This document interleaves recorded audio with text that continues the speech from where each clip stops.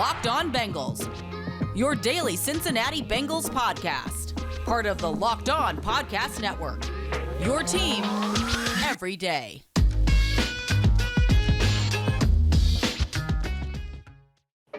Woo! What up, Bengals fans, and welcome to another episode of the Locked On Bengals podcast, a double dose of dancing from James Rapine and the Promise Gritty if you're watching on YouTube. What a win, James. 41-17. And if you weren't a believer, I guess, and I feel like most of our listeners were probably believers before this game, the now number one seed, if the season were to end today, Cincinnati Bengals, are 5-2 and just made an absolute statement in their demolition, or in Joe Burrow's word, thrashing of the Baltimore Ravens on the road. Whew. Thrashing is a good word to describe it. Look, this team's for real. And when you do that against that team, it's not like the Ravens were 3-2 and desperate for. They were 5-1, and they were a really, really good team.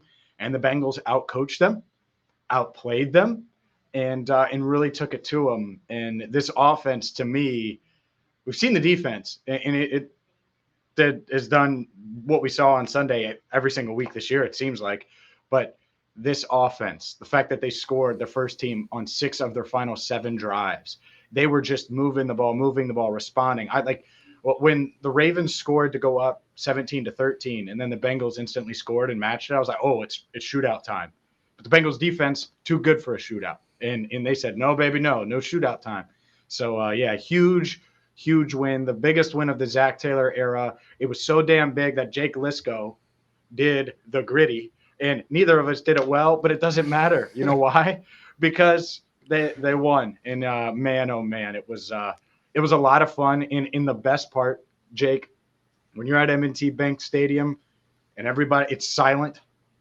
Oh man, and it was silent. It was real quiet for a lot of that second half, which is just hilarious. Yeah, I tweeted this during the game. The second half, the Bengals made the Ravens straight up look like a bad football team. Like, yeah, they had that one big drive that could have ended on a Mark Andrews fumble, but instead goes 2 plays right afterwards. But the back half of this defense that we didn't get to see very much because of TV angles must have played an incredible game.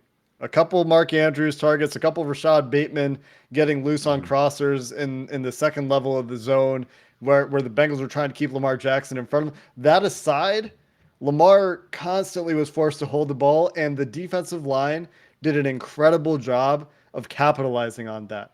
They played great contain the entire game. Sam Hubbard on the edge and, BJ Hill, Larry Ogunjobi in the middle of the defense a few times that led to sacks of the cleanup variety because they played that great contain. And, we're going to talk a lot about the offense because they were great. Outside of one bonehead play from Joe Burrow, they were fantastic in this entire game. But you got to give credit to the defense because the Ravens, we talked about in our pregame show, have scored more than 30 points in all of their home games, and in this game held to 17. Yeah, that's insane to me. And look, could they have gotten another touchdown if they left Lamar in the final 6 minutes? Yeah, but it didn't matter, right? The game was already over. That first team, the fact that we've talked back-to-back weeks, and I mentioned this to Ben Baby, Brandon Allen, first team offense. Like when I write or talk, now I have to preface it with when the first team was out there. What the hell is this, high school? The second string was in and, they were holding it down. That's what we're talking about. And that is insane to me because this wasn't, a bad football team they were going up against. It was a really, really good football team. And it still is a really good football team. And the fact that they took it to them in front of 70,000 people, this crowd was hyped and they were ready. And there was a buzz and it was exciting. And man, oh man, did the Bengals, they matched that energy and then some. And there's so many plays, and I know we'll talk about it, but man, how fitting was it that we make that gritty bet, and then Jamar Chase just continues to set records as the Bengals get off to that 5-2 start. He's got the most receiving yards in the first 7 games in NFL history. That's insane. And I was Team Chase. I was all about taking Chase over Penei Sewell. I didn't think he would do this. It's insane. Certainly exceeded expectations, right? A few things that you mentioned there that reminded me of tweets I made in this game. One of them was maybe the reason the Ravens and the Lions played so close is because they're the same football team. I really enjoyed that tweet. Oh, That was a fun one, and the Bengals blew oh, both of them out. So, uh, that's pretty good. yeah. Um, I forget the other things I was going to say now, but incredible day for Jamar Chase, who has exceeded expectations wildly. Who Marlon Humphrey like tweeted an apology. I don't know if you saw this. He's like, No. I'm disappointed in myself, giving up 200 yards, 250 yards, because he gave up the CJ Uzama touchdown as well.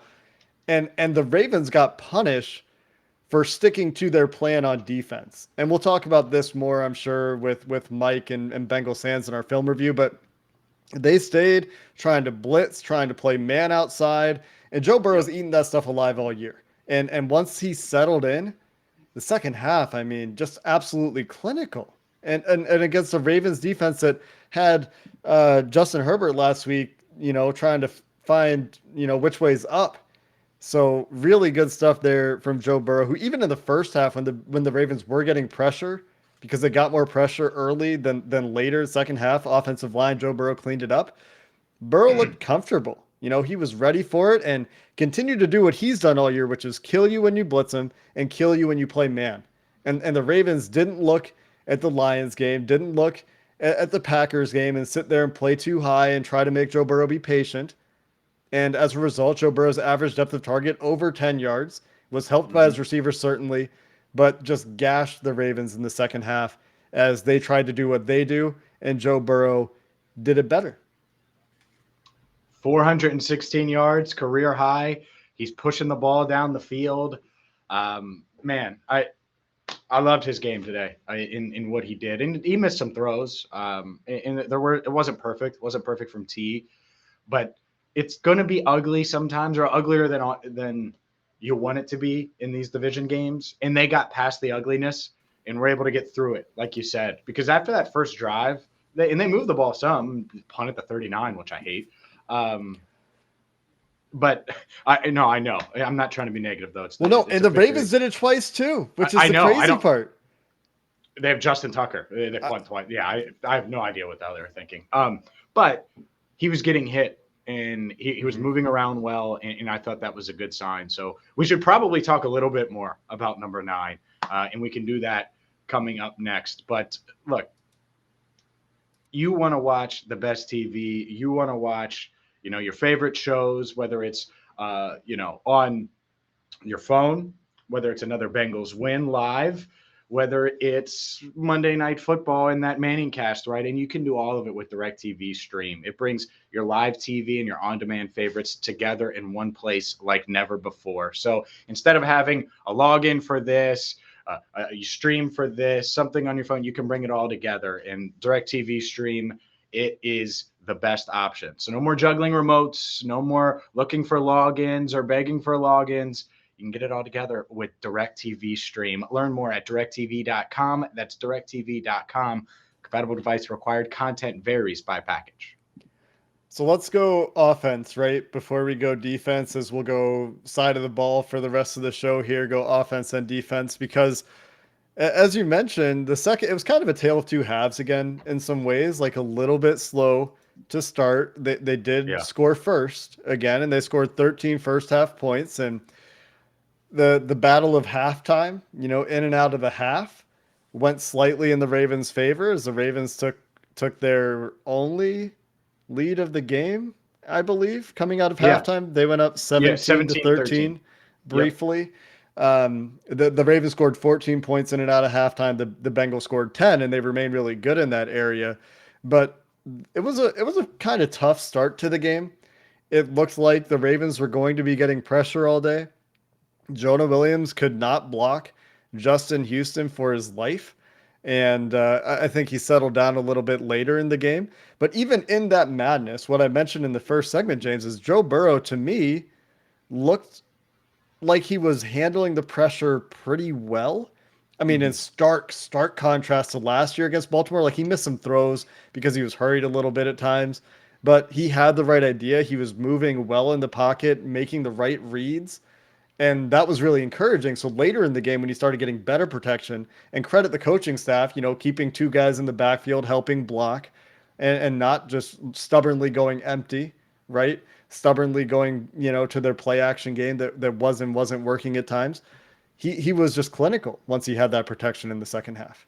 He was. He was. And you're right. There was never a point where I thought he was uncomfortable with the pressure. It's just more like, I hate that he's taking these hits this early in the game, because you think it's going to continue. If they're getting there now, of course they're going to get there later.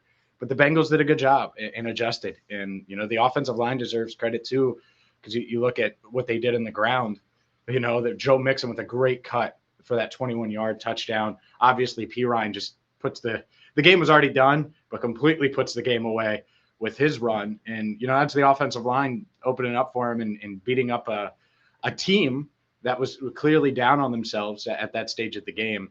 But yeah, Burrow played well. You're right. He missed a couple throws. I also think T. Higgins is kind of struggling right now. Like, I don't know. Like, he did bail Burrow out on his first catch, but he was like one catch, 5 targets early, and he ended up with 7 catches on 15 targets. It's just not there right now. But it did get better as the game improved. But early on, they were running the offense through T essentially, and it was not working out as well as you would want. And it's a lot of those contested catches and stuff like that. And the other thing, I think this game was good for these receivers because of how physical these Baltimore corners were, especially early. And they responded and they adjusted. And obviously, they got the better of their one-on-one matchups for most of the day. But those first couple drives, it was like, oh, man, they're getting away with grabs and pulls and shoves at the top of routes, and they weren't calling it. And so you're going to have to play through it if they're not calling it. And the Bengals found a way to adjust to that. And Jamar certainly out-physicaled the entire Ravens secondary individually. Baller. Like, incredible. I can't believe I traded him to you in our Dynasty League. 8 catches, 201 yards, and a touchdown for Jamar Chase for that 82-yard touchdown that featured some broken tackles. But you know what?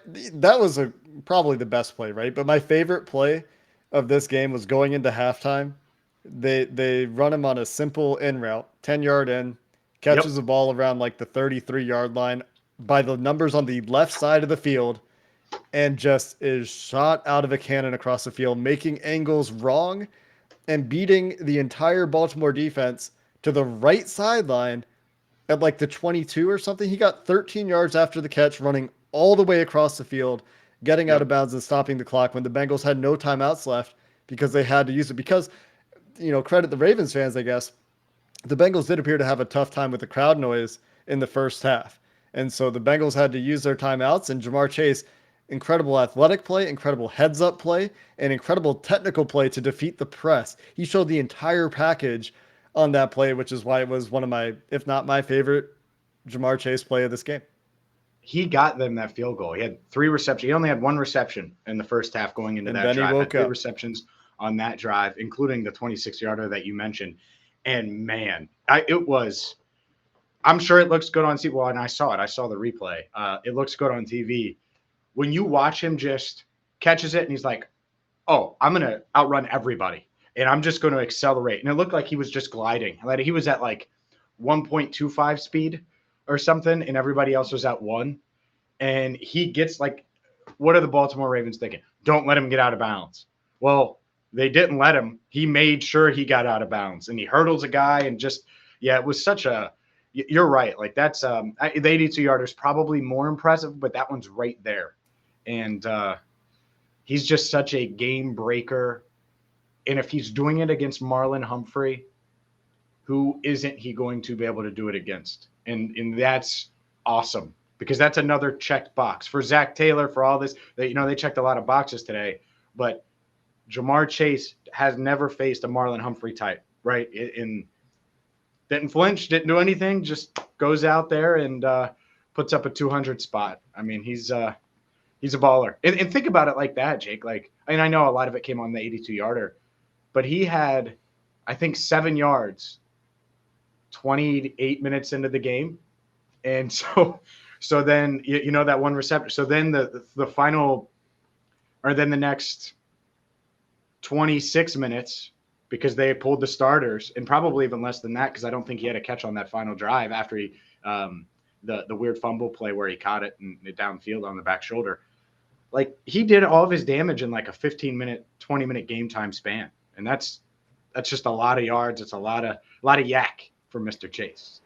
Yeah, he did it in a lot of ways. He really showed the entire toolkit in this game. He had the back shoulders. I guess he didn't win a vertical ball over the top. That's the only thing he didn't win because he showed the back shoulder stuff. He showed the yards after catch, as you mentioned, on the slant. He showed the technical skill to defeat press. He just like generated separation in the short and intermediate game the entire game. So like the only thing he didn't do was catch one over the top, which we've gotten so used to. But I mean, even when he doesn't do that, he goes on to have this crazy good game. Fun fact, James, Joe Burrow had 38 passes in this game. Mm-hmm. Mm-hmm. And if you told me Joe Burrow had 38 passes, well, let's just do this. How many different receivers, unless you have the box score in front of you, would you guess he targeted in this game? 1, 2, 3, 4, 5, 6, 6. It was 6 receivers 5. or 6. Yeah, you don't mean wide receivers. You mean guys he targeted. It was 5. Yeah. Okay. Yeah, it was 5. Jamar Chase had 10 targets. We talked about T. Higgins had 15 targets. 15. Yeah. CJ caught 2 of his 3 targets for 91 or sorry, he caught all 3 of his targets for 91 yards and 2 touchdowns. I looked at the touchdown column instead of the reception column there because he scored 2 touchdowns on 3 catches. Tyler Boyd caught 4 of his 7, and Samaje Perine caught his 1 target for a big first down in his offense on that first drive of the game. So a little check down for Samaje. Which was a nice-ass play by Burrow, by the way, to get that to Perine. I didn't realize that Mixon didn't have a catch or a target. Wow. It seemed like they were protecting Mixon a little bit.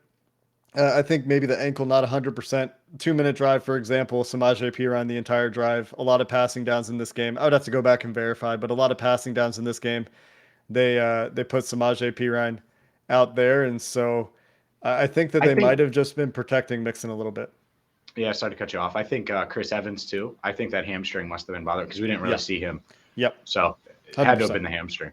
Yeah, and in a game where, like, if the game's going the way it's going and you can get away with not risking the hamstring, and we've seen what hamstrings can do, Trey Waynes, get well soon, no reason, right, to put him on the field in those situations if you don't need him, if you don't need those Chris Evans specials, and they didn't in this game. The offense did its job. 416 yards. We already talked about Joe Burrow. 416 yards, 3 touchdowns. Incredible game for him. Certainly nothing like Justin Herbert against the Ravens. And the 1 interception, certainly he wants back. But outside of that, I think he played a really fantastic game. But a big reason this game was a blowout is because the Cincinnati defense is a legitimately very good NFL defense and was part of the reason the Bengals won their first complete game against a good team. So we'll talk defense coming up next.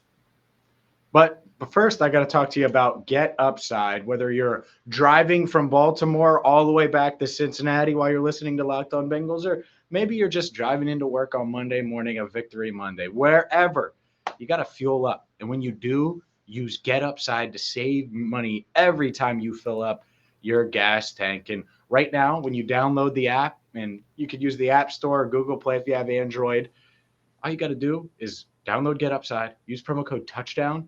You're going to get an extra 25 cents off per gallon on your first fill up. So save up to 50 cents per gallon on your first fill up. Just think about the dollars you're going to save by downloading a free app. You can save money with it, maybe buy some Built Bars with it, but everybody likes saving money. You could do it with Getupside.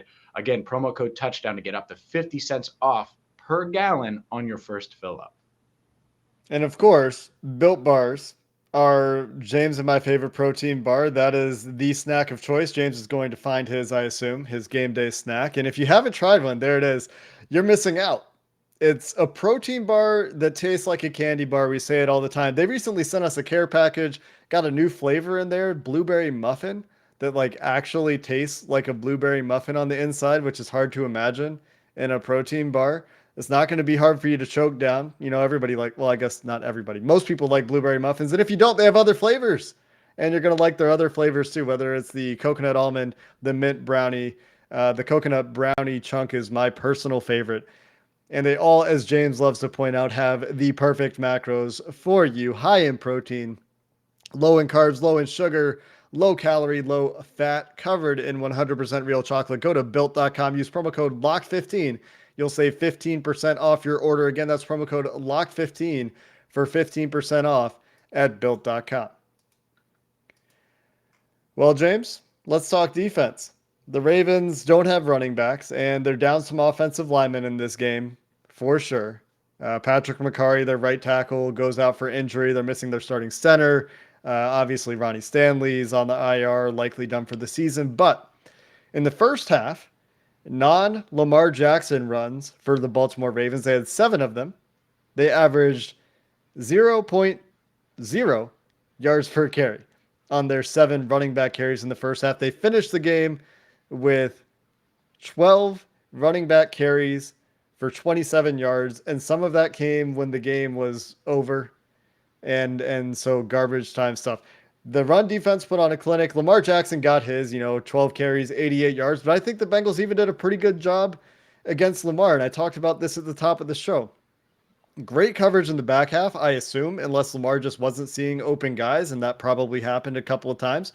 But Trey Hendrickson getting pressure around the edge against Alejandro Villanueva, who had a pretty rough game.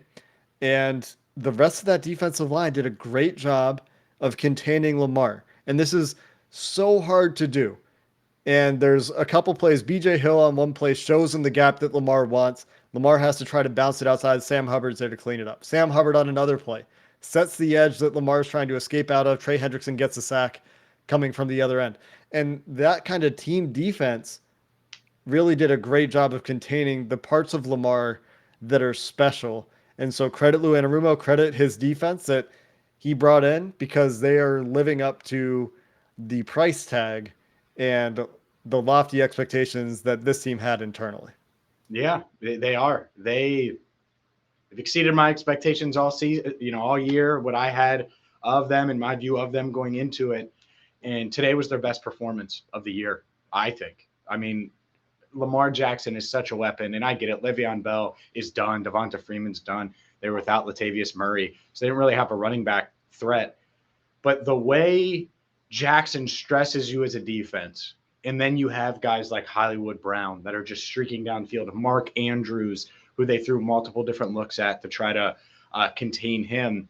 When you don't have your security net in Mark Andrews, and that's what he is, and you have a Chidobe Awuzie that can stick with Hollywood Brown for a lot of the day and limit him. I know he had the one big play, but overall it wasn't, a crazy day for him.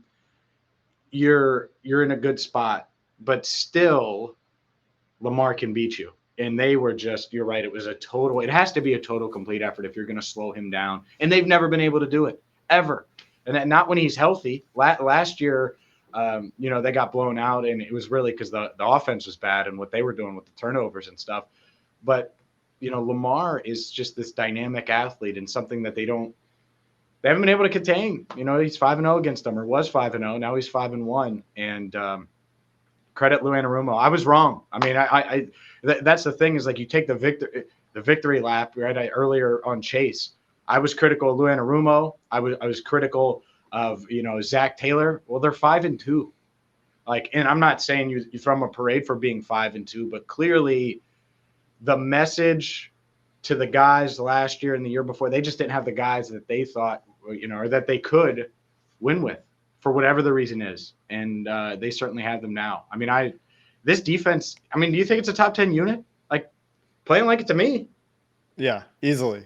Top 5, you could make an argument after this week. Golly. I mean, they've been so consistent. The one thing missing is the takeaways, right? And maybe you like another pass rusher, but I think in this game they have 5 sacks according to ESPN, which I believe puts them at the same number they had all year last season. Not in this game, but so far this season in 7 games. I think they matched last year's total. That might not be right. I might have read that wrong. But regardless, the pass rush was a big issue last year. They get 5 sacks on Lamar. A lot of those are the coverage variety. And that tells you that the dudes at every level that we talked about, right? That's played out, and they're getting plays from every level back there, whether it's DJ Reader doing a good job to keep the linebackers clean in the run game, or the edge guys, combining for some of the sacks that we talked about. Sam Hubbard in this game, 2.5 sacks, 2 tackles for a loss. Really good game for him that they've been waiting for this year. So good for him. And, Cheeto Awuzie, standout. He lost Hollywood Brown deep once, and that was just like a mind-blowing good throw and good catch from Hollywood Brown at the back of the end zone. But the rest of the Ravens offense in this game was pretty much like they protected long enough with the Bengals playing zone for their crossers to find the spaces to settle in the zone, and Lamar to buy enough time to find those intermediate routes. And that's Mark Andrews or Rashad Bateman. And then that one shot to Hollywood Brown. Outside of that, and Lamar running. Outside of that, the Ravens were ineffective on offense in this game. And given what they've done at home, it's just a great effort from this entire defense to do this against the Ravens offense.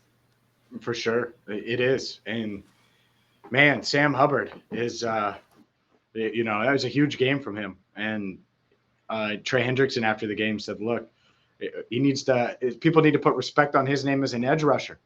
And whatever, we'll see. But it was certainly a good game on Sunday, and you want to see more of that for sure. And this defense, the way because it was different this week. Their scheme was, we saw 3 linebackers a lot. That the fact that they did that, and now we're seeing like multiple looks and scheming for this and that, and because think about it, they held Aaron Rodgers to 25 in overtime. You hold Lamar Jackson to 17 on the road.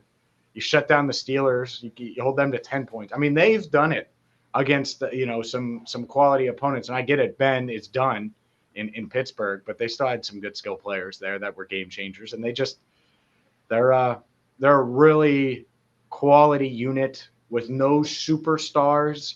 And Jesse Bates said it best when we were waiting for interviews. He said, if you don't believe, you better start, or something like that. I forget. Ben Baby had the video, but this team certainly believes in itself, and the defense, they're oozing with confidence and swagger and all of the things that make up good defenses. I think best performance of the Zach Taylor era here against probably one of the better opponents they've played. Complete game. And that's what's so impressive about this. And we'll have to talk more about it tomorrow, I guess. We're running out of time here. But it wasn't like a fluke. This was a dominant victory that was earned in all phases by consistently playing well and doing things. It's not like they had like 2 pick sixes, right? That blew the game open and threw everything out the window and had these big swingy plays. It was consistently getting stops. It was consistently scoring in the second half. It was not making critical mistakes at critical times. And, they have the one Joe Burrow wants back. Seems like there's one of those every game right now. So hopefully that gets cleaned up eventually. But when it comes in this context, when you're scoring 41 points, it doesn't matter. You've thoroughly dominated the 5-1 Ravens in their house after they've beaten some good teams this year. So all the credit in the world to this team right now. They moved to 5-2. Zach Wilson got hurt for the Jets today. Sounds like he's going to miss some time. So they're going to play a team without its quarterback next week as they wrap up this road trip in New York, and they look to go 3-0 on the road trip. They're already, I believe, 3-1 on the road this year in total, with wins at Pittsburgh, at Detroit, at Baltimore, and that one loss in Chicago, which looks very strange in the rearview mirror. But you take it, man.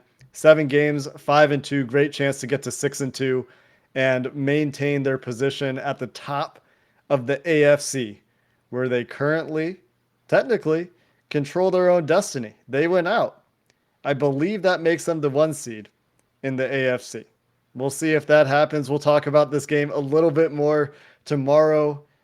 Until next time, Bengals fans, a resounding hooday, and have a good one.